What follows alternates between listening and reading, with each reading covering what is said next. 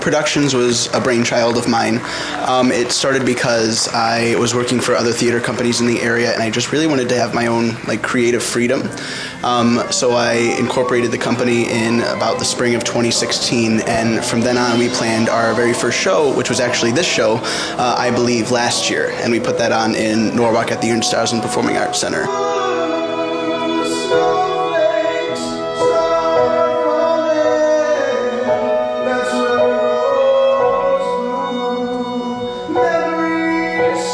In bringing I Believe back for a second round, we wanted to make it more of a more intimate, solo-based experience. So last year it was more choral. This year it's more soloist-based.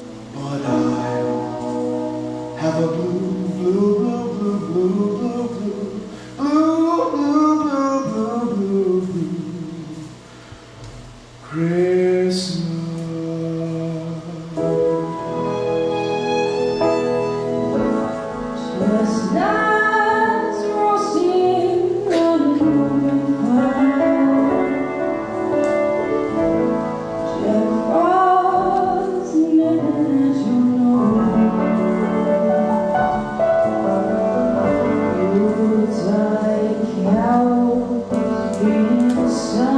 This year it's a much smaller group. It's much more intimate than it was last year. We had a full orchestra, a very large group of people. There had, I think, 10 or 12 of us. And this year there's only 4 of us and just the 2 instrumentalists and then a violinist that comes in.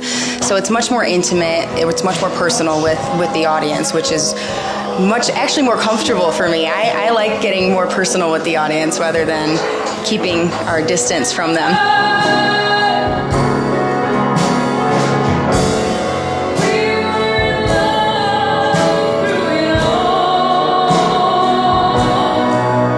Programming the show, we thought, we're in this old church space.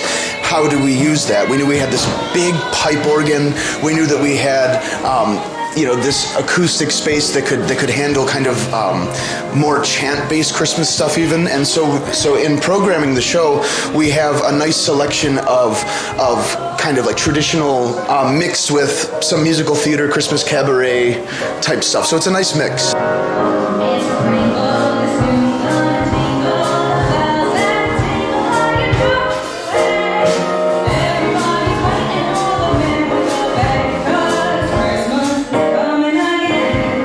Since all these businesses are coming downtown and really investing in the city, I just really wanted to be a part of that, and that's kind of why we're here at the Mohawk Studio, because last year when we met Sean, he just had this idea, and we just really wanted to be a part of that, and that's why we're here as their first live performance.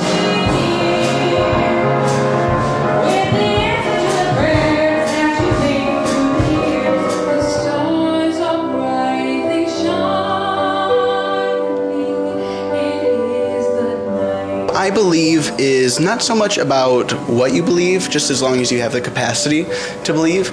And, at the end of the show, we just want people to take a chance on something that's outside of their power.